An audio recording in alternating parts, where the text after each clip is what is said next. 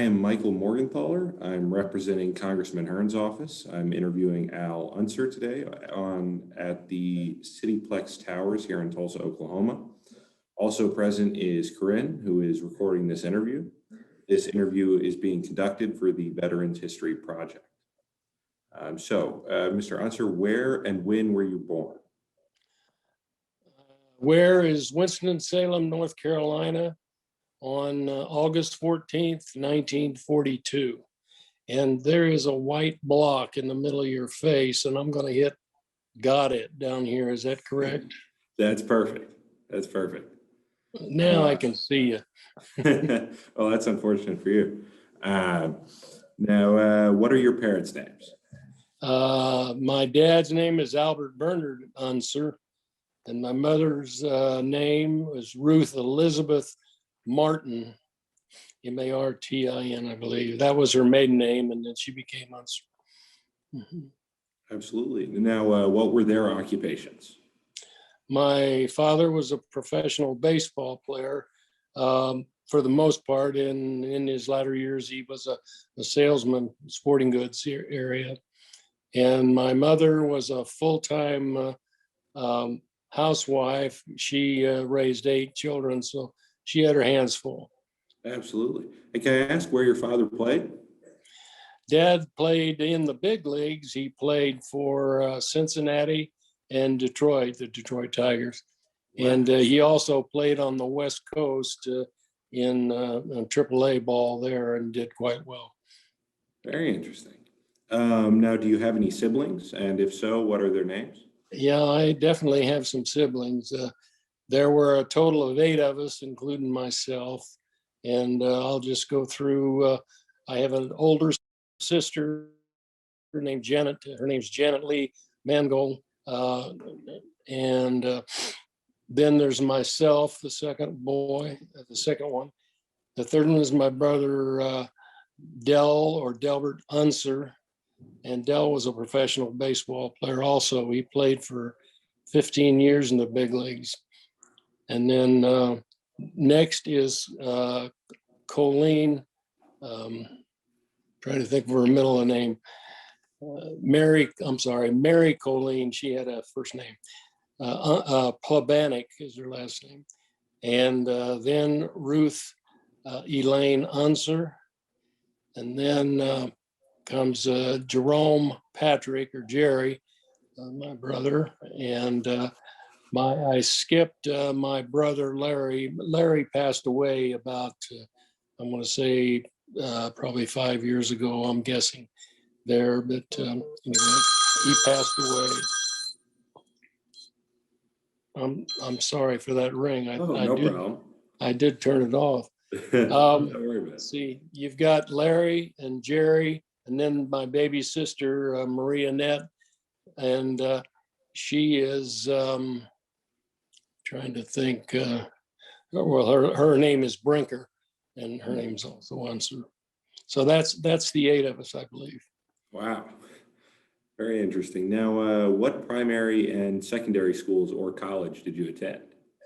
Well, I went to grade school in St. Thomas Grade School in Decatur, Illinois. Went to high school at St. Teresa High School and had a good education by some Ursuline nuns who were very strict. And then I went to Arizona State on a baseball scholarship. I tried to play baseball, wasn't very good at it. And ended up transferring to Mississippi State. And at Mississippi State, I ended up coaching the freshmen my last few years because of some of my background in baseball, I guess. And after that, from Mississippi State, I graduated with a BS in business management, and I went into the Marine Corps shortly after that. Very interesting. Now, did your parents or siblings serve in the military? No, I have some, brother-in-laws who did. I'm trying to think. There's Bob, one of my brother-in-laws, and there was also David, and then was Joe, who was killed over in Vietnam. And I think that's the three of them. Absolutely. And what branches were they in? They were in Air Force, the two of them, and David was in the Army. Interesting. And now, how did their service impact you? I can't say as it ever really impacted me. I don't know that we really sat down and talked about our plans or experiences or anything. I couldn't say there. Mhm. Now, can you tell us about when you went into the military? Um, yes, I went in because the times were such that I mean, the writing like was on the wall. I was going to be either going to be drafted or I was going to join the service. So I did take some tests. I wanted to make the best out of being in the service, and I wanted to fly. I made my mind up early there. So I took these tests to see if I would qualify as a pilot, and I qualified for the Navy Marine Corps. And when I graduated, drove home about the next day after I found out. And when I got home, probably a day or so after that, I found out that I was drafted. I received a draft notice. Well, in there close somewhere, that I noticed I was going to be drafted. I I decided to call the officer selection officer in the Marine Corps and ask him how long it would take to be enlisted. And he said, "How long will it take you to get to St. Louis?" And so I got to St. Louis. Very interesting. And now, how old were you again when you went into the service? When I went in, I'm going to say I was either 23 or 24, right in that range. Mhm. And what were your parents and siblings' feelings about you joining? You know, I don't know if I ever knew what their feelings were. If Dad wasn't a big one for expressing a lot of emotion or anything, and Mom probably asked me a dozen times if I was sure that's what I wanted to do, and so on. Didn't I mean we didn't have much time to make our decision. I knew for sure that I didn't want to be drafted, Mhm. so that was it. Though I don't think I had too much for my folks anyway. Too much for them to say. Now, other than your parents and siblings, did you leave anyone behind when you left to serve? Did I leave anyone behind? I'm not sure. I I it was my family and friends Mhm. was it for me. There's not any other relationships there that I know of. Now, did you have any friends from your hometown who also served? I'm sure there were. Decatur was a town of close to not quite 100,000 people, so we had plenty, but I cannot think of any off the top of my head who were in the service especially back in those days. Mhm. Now, what happened when you departed for training camp and during your early days of training? Oh well, that was kind of interesting times. I right when I found out I was going to be drafted, if I didn't enlist, so I enlisted St. Louis. Then I had about 6 months to wait because there was a waiting list, and so I ended up coaching a grade school football team and working uh, in a grain inspection company, climbing in and out of boxcars. And then I went to Quantico, Virginia, and that's where the officer candidates go to get their training. And I went on a train, as I recall, and got there, and it was tough. my officer selection officer in St. Louis, I asked him what it was like. And he said, well, have you ever tried to hold your hand over your rear end, over a bear's rear end, I should say. And I said, I understand. So anyway, I got to Quantico, and we ran everywhere there. We got in great physical condition. There wasn't any goofing off to say. We worked pretty hard, and I couldn't even tell you how many weeks we were at Quantico, but I received my second lieutenant bar when I graduated from there. And by the way, while we were in there, I did develop some friendships, guys that were in the same platoon that I was, and a good friend. He and I competed against each other for the fast time in the obstacle course. And he beat me by a couple of seconds, I think, and went on to find out that he set a record. And he tied Mercury Morris's record, who was a football player, and he was an enlisted man. So, but anyway, my buddy Jim was a super athlete. And so we graduated in Quantico, and from there, am I on the right track? Do I keep going here? Oh, yeah, keep going. Okay. From Quantico, I had orders to go to Pensacola, which that's what I wanted. Pensacola trains all the Navy and Marine pilots. So I get to Pensacola, and they said, well, we're backlogged. You guys are going to Pickle Meadows in California. And there it's a survival school. And for 2 weeks, the first week we learned how to survive in the tough climate, which it was snowy and cold. And the second week we hiked on snowshoes for 50 miles and spent the night out in the bush.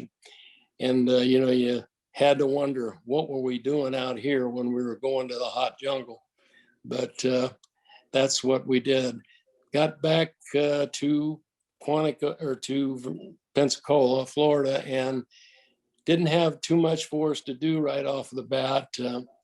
But one of the experiences we had while we were waiting to start ground school was they said, well, you approximately 50 Marines, get your dress whites on, you're going to Miami Beach.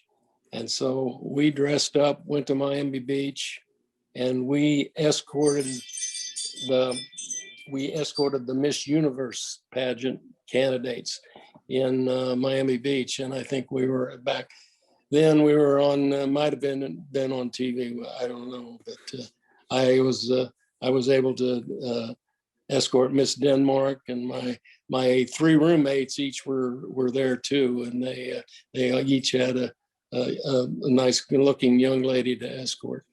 So that was one experience, and we also did some timing of swim meets back at the in Pensacola while we were waiting.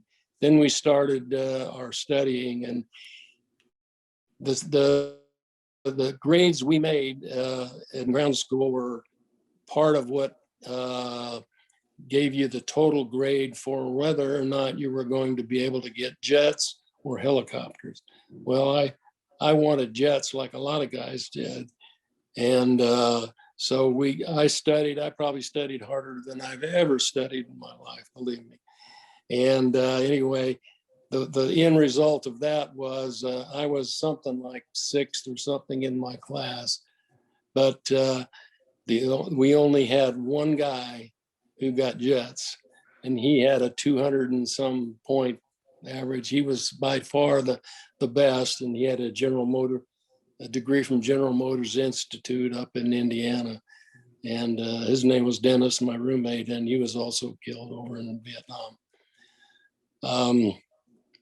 Let's see, then after we found out that we were going to be helicopter pilots, we started our actual flying training, and we flew a little bubble type aircraft that was a TH-13, I recall, and flew that for a while. And then we flew the H-34 was the last helicopter we flew.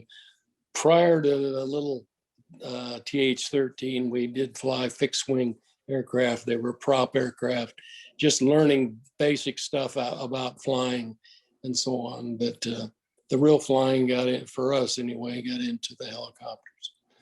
So after that, I did receive my wings there in Pensacola. And once I had my wings, I had orders to go west, and that ended up being in Vietnam. And let's see, do you want me to keep going on? Oh, yeah. Vietnam Yeah, or keep now? going. Well, We can get to that in a minute. Real quick, though, what would you say was the best and worst parts of your training? oh, the best and worst parts of the training command, gosh, some of the toughest, I'd say, I wouldn't call it the worst, was the studying in ground school. I really had to study hard.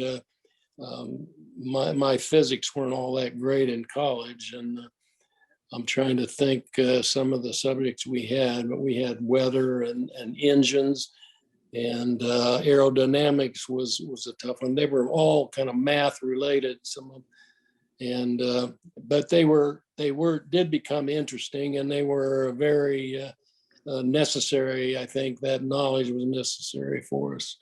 The good times were hosting or escorting the Miss Universe girls naturally, and making some really good friends. I stayed in an apartment with 3 other Marines, and we shared rooms, and we'd study together and share notes and things, and getting to know them. I'm still real good friends, close friends with one of them, Jim, the guy who beat me in the obstacle course. But anyway, we had some good times during flight school. Went to the beach. Pensacola has a beautiful beach, and when we weren't having to study or fly, we'd go out to the beach and say hello to the Tiki Lounge, which was a place where a lot of us hung out, and had some good times. For sure. Now, how did you adapt to military life, including physical regimen, barracks, food, and the social life? I had the physical part. I was in pretty good shape when I got to Quantico, and they made sure I was in good shape because they ran us every day. You'd run to the chow hall and run back. And as far as the food and stuff there at Quantico, the order was you'll take all you want, but you'll eat all you take. and I had more food than I needed usually. But no, the whole surrounding was like being at a scout camp, and I was a Boy Scout and enjoyed that and learned a lot back then, and maybe a little of that helped me get ready. I'm sorry about the ringing. I can't. Oh, no worries. I thought I shut it off.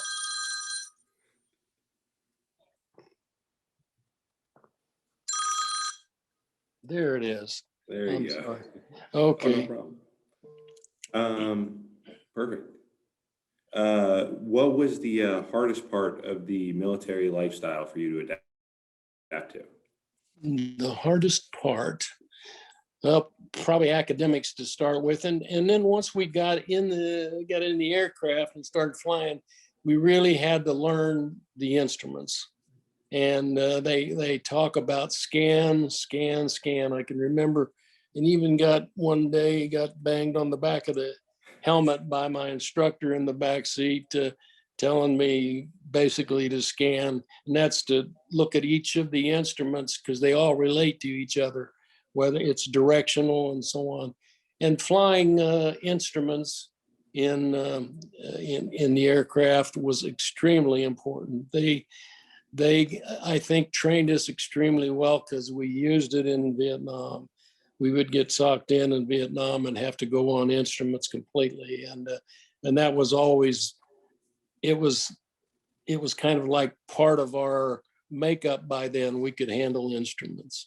And I think the other pilots would agree to that as well.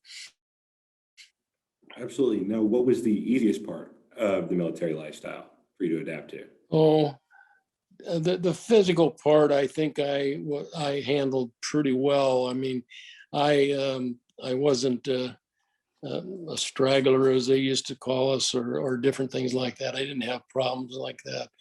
I could keep up with anybody in the running area, but that was about it. Absolutely. Now, did you have to adjust to following orders from your commanding officers? I'm sorry, I missed that. Was it difficult to adjust to following orders from commanding officers? No, I think the commanding the orders I received at different times when I was in Vietnam, I mean, they all would pretty much make sense to me. And I mean, I didn't have a real problem with any of the officers being too tough or anything like that. It was just a logical thing for me, I guess, and it was their duty to pass down the missions to us to go fly and so on, and we did it. Absolutely. Now, do you have any memories about any specific experiences with commanding officers that stand out? Oh, I have one of a colonel that he grabbed me to drive a Jeep for him over to the other side of our little airstrip because he had to play a game, which was a card game. And so the colonel played his card game, and he said, by such and such a time, you make sure that I'm out of there and in the Jeep on the way back home. And so I actually had to go in and get him and help him physically get back in that Jeep because he gave me orders to do it. So that was kind of a funny and tough time with a commanding officer. He actually was a couple of steps above my CO. So and I had one commanding officer who one day took me out as early in my arrival at Vietnam, and he took me out he said, we're going to do a little tree trimming today. And we took the chopper that I flew, which was the CH-46, and we took it and he said, okay, set it down or bring it down to a hover right here. And we were real close to like a hedgerow. He said, now I want you to move up and get up close. And he keep saying, get up close. He says, I want to see some tree leaves and limbs come off of that tree. And so I kept moving up, and he actually, that bit of training taught me how close you could really be when you were setting down in a site in the jungle and were afraid of trees on the left or right. We would be pretty tight sometimes in those situations. So that was a great experience.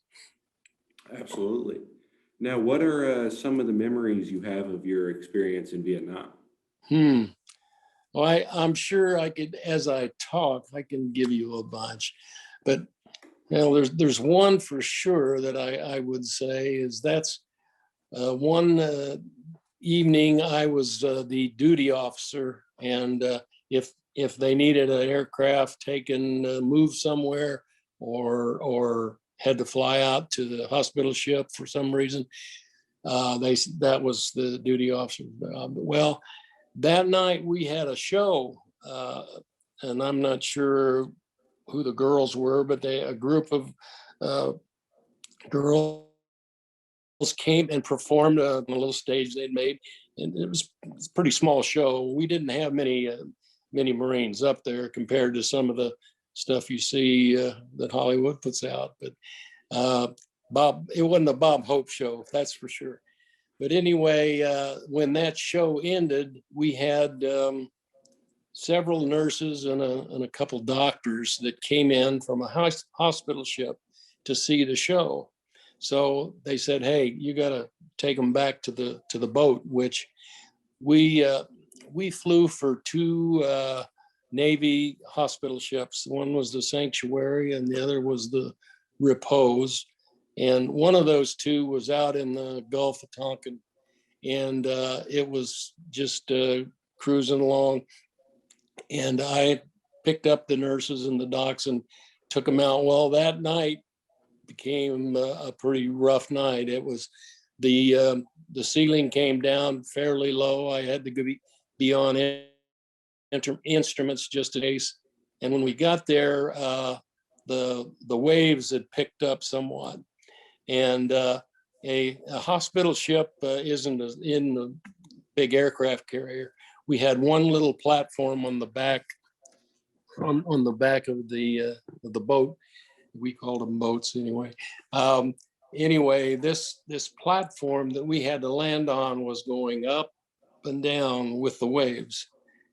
And when I made a pass over that, and I saw that, noticed that, and I told my crew chief, I says, "You tell everybody back there to strap in real hard, because we're going to make one approach at this thing, and if I don't do it just right, it's going to be a hard landing."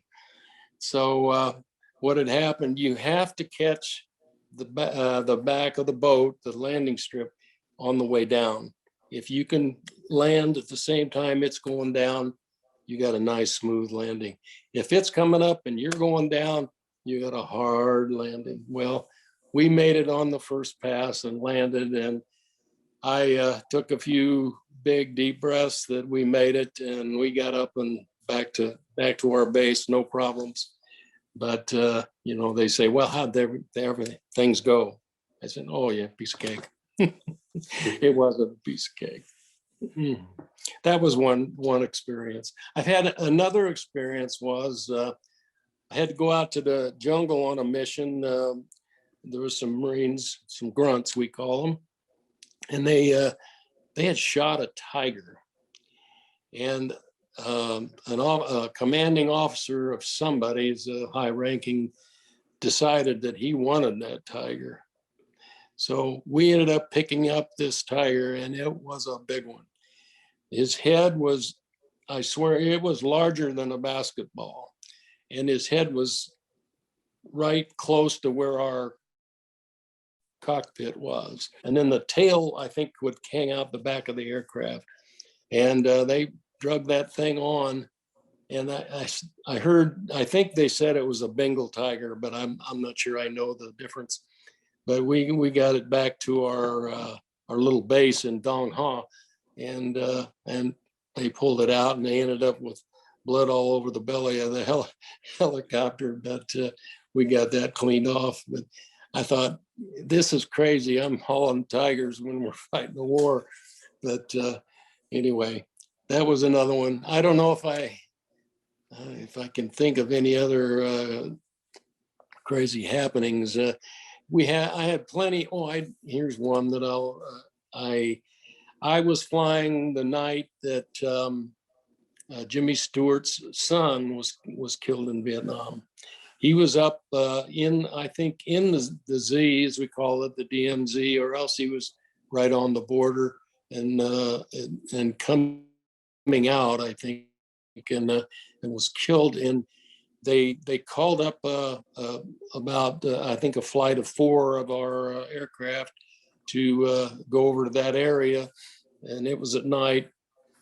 And we basically circled. I wasn't the leading officer. It was a guy named Dave White. He was a captain, and he went in to get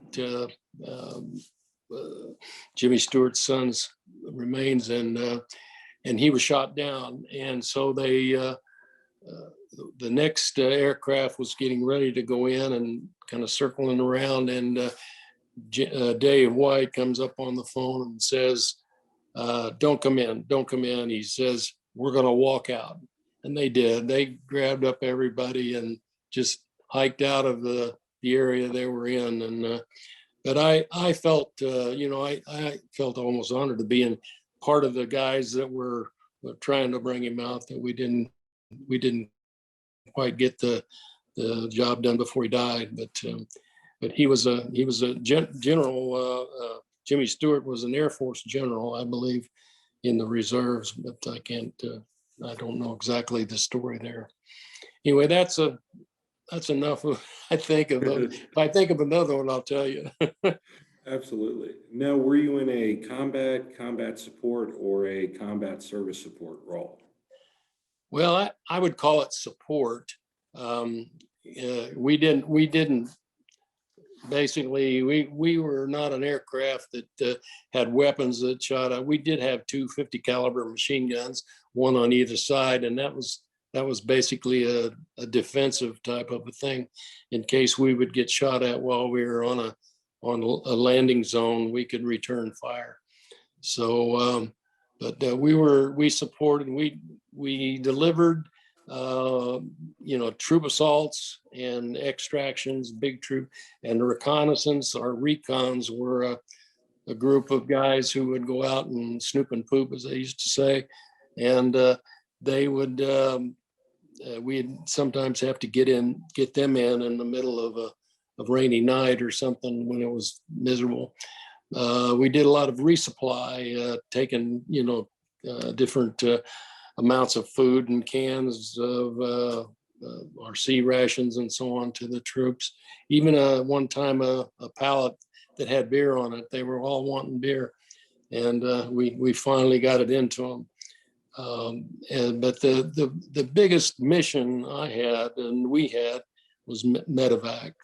I flew quite a few of them, and you always wonder, because some of these guys were wounded pretty bad, and you'd bring them back, and we wouldn't hardly occasionally stop there in Quaintree, but we would go right on to the hospital ships and deliver these guys, and you never found out how many of them really made it, and that was something that you thought about a lot.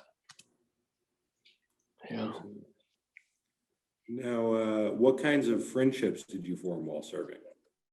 Well, some of the one of the guys, Jim, was one was with me in OCS, so he and I definitely had a friend, although we were in sister squadrons. He was in 161, and I was in HMM 262. But there's still, gosh, a bunch of the guys in my squadron 262 that I'm friends with today. As a matter of fact, in October, the latter part of October, we're having another reunion down in Pensacola, and a lot of these same guys will be there, and a lot of them you remember once you see them and get to talking, you remember, oh yeah, you're the guy I did this with, something. But yeah, I've definitely been involved in college and school and fraternity even and so on. I've developed, I guess, the tightest friendships in the Marine Corps. Absolutely. And now, while you were over in Vietnam, how often did you stay in touch with your family and friends at home? Well, Mom, for sure, she kept everybody else, I'm sure, up to date on what was going on. But I would write her, and I also would write my girlfriend I had there before I left. I actually met her in Pensacola while I was in flight school, and we started communicating, by letter and so on. So I would write to her often too. And were you able to send anything home to your family and friends? Yeah, gosh, what would I send? Probably mainly just letters and mail. Nothing that I can think of in the way of physical items that I sent home. I brought my K-bar back, which it's a knife, and but I brought that but I didn't have to send it home. And yeah, I can't think of anything much more. I got some a couple of times some baked goods from Mom sent over, and it made it. And because she would ask, did my stuff make it? And I said, yeah. Mhm. Oh, that's good stuff. What was the favorite baked good that your mom would send over? Oh gosh, like, just the basic chocolate chip cookies or something like Mhm. that. Yeah, oatmeal cookies for sure. Mhm. Then what'd you do for recreation when you were off duty in Vietnam? Um, if we weren't scheduled to fly that day, for some reason, we would we had a slab of cement that they called a basketball court, and we would play basketball there. There's quite a few of us that used to play a little bit, and we also had the Seabees came in at one point, and they put up some plywood walls and made a handball court, and that was a really interesting because the plywood was very pliable and the ball wouldn't bounce like it should and so on. But I did have the uh, pleasure of playing against a general in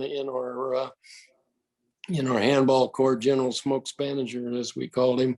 He was a real character, but he would come up to see us in Quang Tri once in a while.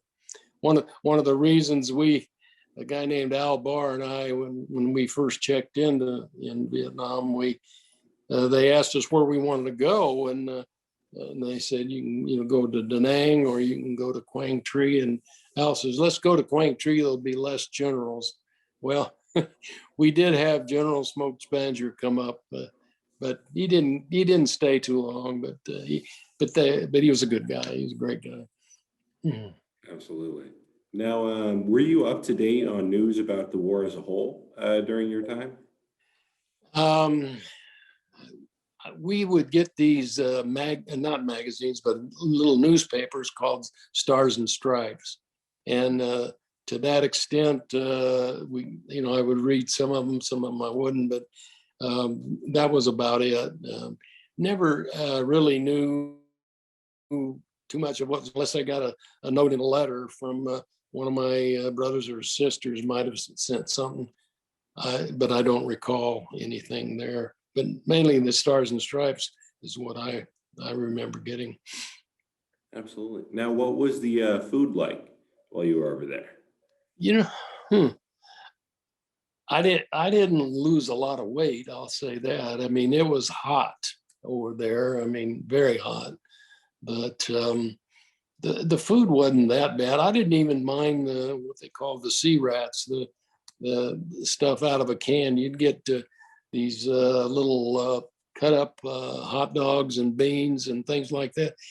And this is what the grunts ate all the time when they're out in the bush. But we we we every once in a while we'd get them back in our area, and it wasn't bad. But I can't complain about the food. It was pretty good. Absolutely. Now, other than the food, what were the living conditions generally like? Well, we lived in Quonset huts, just kind of a metal thing, and had big old sandbag bunkers built out beside them. Um, and they would have about I want to say 12 or 15 guys in one of those, and they were on just they were decent mattresses. They had little mattresses, and we had an air conditioner. Um, let's say the air conditioner uh, one evening at the our little mini officers club, but we had our flight surgeon, and he had a couple of drinks that night, and he was getting charged up about the fact that we didn't have air conditioning in some of our hooches, as we called them, and he was going to do something about it. um, Gordon Kellogg was his name. He's a great guy. Anyway, Gordon led a group of guys down to the general's or the colonel's outhouse and burned it down, and that was his protest on not having air conditioners in all of our hooches. He says these guys got to fly every day. We got to get air conditioning. So anyway, I don't know if that's off the story or not. No, that's a great one. uh, Now, do you recall the day your service ended? their service ended. Well, I we went from Quang went to Da Nang. From Da Nang, we went to Okinawa. And in Okinawa, I was there for probably close to a month. And just to finish out my 12 months over there, I guess. Anyway, from Okinawa, we flew to, I want to say it was Travis Air Force Base, but I'm not sure I'm right there.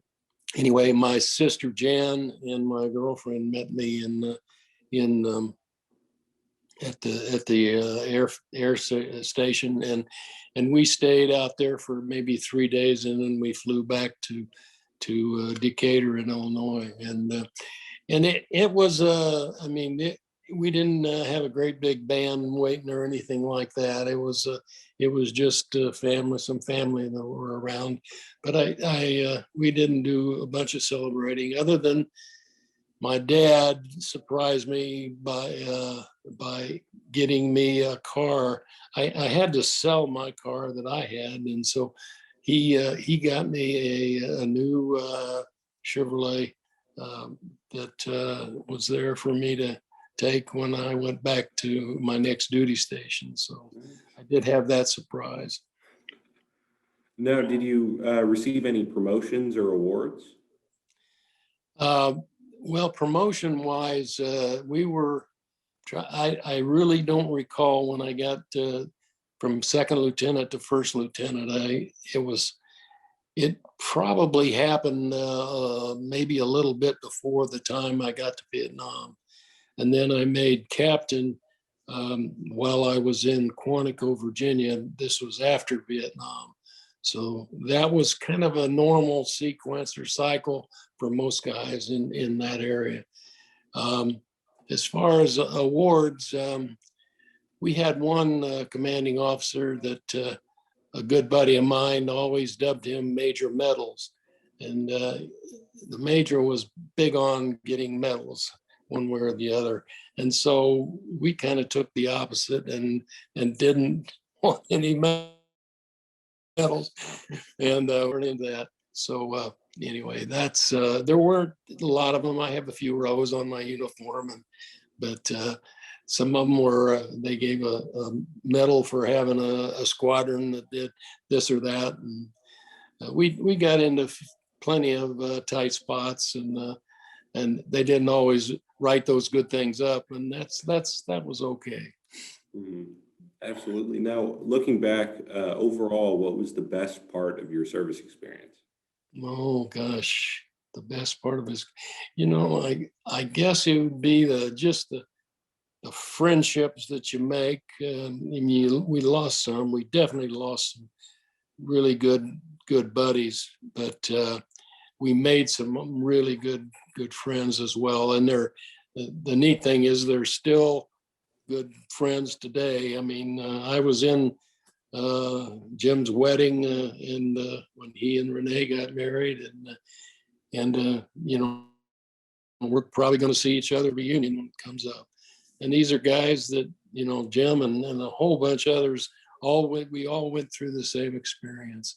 I mean, the jungle was in Vietnam was tough. Now that I flew in North Vietnam, up near the I Corps, and the Northern I Corps DMZ the whole time, and it wasn't anything like Saigon and the waterways they had down there to deal with. We dealt in the mountains, and we had a lot of mountainous terrain to fly in.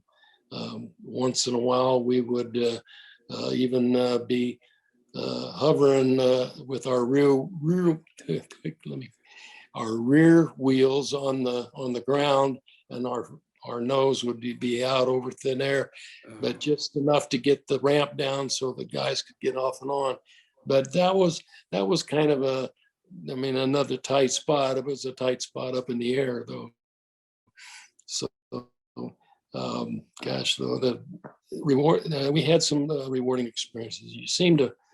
You learn a lot by finding out that you can do a lot of things as long as you just make up your mind and go do it. Mm-hmm. Absolutely. You Now, how did you readjust to your civilian life when you got home? Oh, civilian life. When I got out of the Marine Corps, I was in Quantico, and I went. My first job was with General Electric, and I was um, um, on a manufacturing management program that they had, and I worked in the range department and another area. Anyway, and then I just didn't see myself there, and so I was I was able to get into sales, and I went over to sales. And there were a couple of guys in sales who uh, I don't know what their point was, but they made a few wisecrack remarks about being in the service and so on. For some reason they weren't, but I really kind of resented that. But that was one of the few times that I experienced any hard feelings about people, different guys, making fun of the fact that you did what you had to do in your duty and everything else. So, no, I don't resent that one, but is that what I'm trying to remember the question now? Oh, Getting back. how you readjusted to civilian life after your Oh, military? well, beyond that, that was an experience in the civilian life. After that, gosh, I had no problem at all. I think that some of the management degree and my experience as an officer in the Marines helped me in my job later on as a CEO of a couple of different organizations. So um, I think it was good there, and I never I had never had any real problems. I did when you see, they talk about, guys running off into Canada and so on, and there were some people that really objected seriously to the war, which, I couldn't, complain about that much. I mean, a lot of people felt strongly about that we shouldn't be at war, and it's not anything. It's not a fun experience. Believe me. When you lose people like that. But anyway, Absolutely. Now, did mm. you join a veteran organization of any kind? I've often thought about like the American Legion or the VA and veterans of foreign wars or something, and I have not, and I probably should at some time. But the best organization I've come in contact with is the VA, and they've been extremely helpful in a lot of ways, just with different medical problems and so on. But they're not any kind of a social or civilian organization. They're strictly government. But no, I didn't. Mm. Absolutely. Now, how did your military experiences affect your life as a whole? Well, I guess I'd go back to what I was talking a little bit about in my management experience, and I think that probably helped as much. My college and the Marine Corps helped me a lot in my civilian job like. Once I got moving, got out of sales, and got into management, things started coming together. And I've made several different changes over time, but each time it was for something a little better and so on. So, Absolutely. Now, what are some life lessons you learned from military service? boy, life lessons, good golly. Oh, I don't know. Um, there was a lot of concentration that went on when I would fly, and especially on instruments, and just concentrating on what you're doing sometimes probably is valuable. Um, but the in the management side, I mean, um, gosh, I can't think of anything specific that I could elaborate on right now. But Oh, I'm glad to be retired, though. no. Absolutely. Now, how did your military service service impact your feelings about war and the military in general? Don't go there. Hey, I believe that I have a son who he had 3 tours over in Iraq, and I mean, I worried about him the whole time because I know, although he was flying in the desert, not the same as I was, he did fly the same model helicopter that I did. I flew the first of the CH-46, and he flew the last of them before they mothballed them. But anyway, that's war. You know, if it's your duty, you've got to do it. And I cannot imagine not going into the service at the time that my timing. I mean, it was the right thing to do at that time. And today, if they ever have to back the draft, Lord help us, we're in a lot of trouble, because it's it's not fun fighting for your fellow man even. They have their reasons for fighting, just like we do. It's not fun. Mm. Now, what message would you like to leave for future generations who will view this interview? Wow, future generations. Well, I'm just imagining my son and so on, and some of the. I was thinking on giving one thing for current Marines or veterans. I definitely suggest that they check into the VA and take advantage of what has been set up for them. It's an excellent program, and they can get a lot of good from that. But for the younger guys or anything what to, I don't know that there's anyone who just makes a decision that we're going to war and not even not giving it a lot of thought and have a reason for us to do that. And the younger people, I mean, I think they have, at some point, they have to trust that some of the people are doing the right thing, and that they need to also. Absolutely. Now, as a final sort of question, is there anything you feel like we haven't discussed or you would like to just add at the end of the interview here? Oh, wow. I could go back and tell you about different days and nights in the jungle. Oh, absolutely. I did have one experience that was kind of tough.